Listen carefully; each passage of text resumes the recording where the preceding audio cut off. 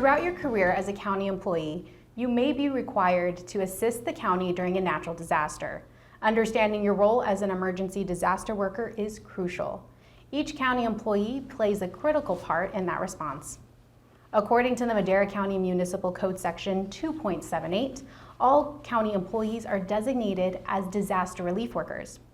Joining us today to speak about what it means to be an emergency disaster worker during a natural disaster is Business Systems Analyst Omar Molina. Hi, Omar. Hey, Ashley. AP 13 disaster response was created in 2022. However, there was a big change to the policy this year. Can you tell us what that change was? Yes, in previous years, if there was an evacuation and emergency, DSS staff would respond to a resource center or an American Red Cross emergency shelter. As of late last year, in the case of an evacuation, DSS staff could respond to a resource center, an American Red Cross shelter, or a county-operated emergency shelter. There will be specific training for staff to review AP 13 with an emphasis on operating a county-operated emergency shelter. Great. So is social services the only department who has to respond to an emergency evacuation? No, it is a countywide effort. The Office of Emergency Services is headed by the Sheriff's Office, and they work closely with Public Health, Social Services, Animal Services, and other departments. So it mentions a resource center in the policy. What is a resource center? This is the first step after an evacuation is declared. A resource center is a staging point for residents fleeing disasters. Typically a parking lot or a community center, evacuees can rest, receive food and water, obtain information and updates. Evacuees will also be told if they can return to their homes or if an evacuation shelter will be opened. And if staff are required to respond to a resource center, what does that look like? What sort of responsibilities will they have? Some of the duties staff can expect is provide information on the resource center, such as where to park, where to let animals relieve themselves, and where public restrooms are located. You may be assigned to assist in the distribution of information regarding fires, shelters, emergency services, or distribute comfort kits. So let's say we opened up the resource center and now we need to open up a shelter.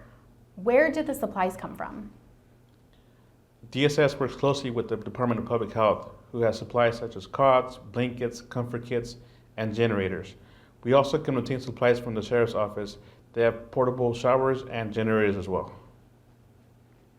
Now the policy also refers to the FAST team. You're the FAST team coordinator. What is the FAST team and what responsibilities do they have? FAST stands for Functional Assessment Service Team. They are staff trained to ensure that individuals with disabilities and or access and functional needs obtain the resources needed to live as independently as possible while at the shelter. For example, the clients may need essential medications or durable medical equipment. The FAST team will take point on getting those items to the client. Fantastic. And which staff are specially trained?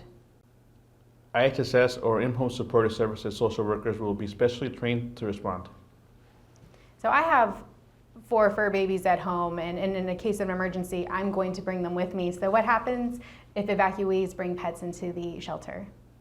So before the shelter even opens, the DSS disaster response team has already contacted the Madera County Animal Shelter to assist with pets that are brought into the shelter. Every evacuation site will be different. Sometimes they will be housed off-site in a mobile unit, and sometimes they will be in a crate inside the shelter. Please contact the shelter manager or supervisor on how to handle pets at a shelter. Great. So can you let staff know when the AP 13 trainings will be? Yes, training dates will be in August and September. Manager training will be August 19th. Both Oakers and Chowchilla outstations will be September 16th. Madera main campus will have 2 days of training on September 17th and the 23rd. Thank you, Omar, for joining us today, and I look forward to those trainings in September. That concludes this episode of Inside Track. If you have any questions about today's episode or suggestions for future episodes, you can direct those to the DSS Media Studio mailbox.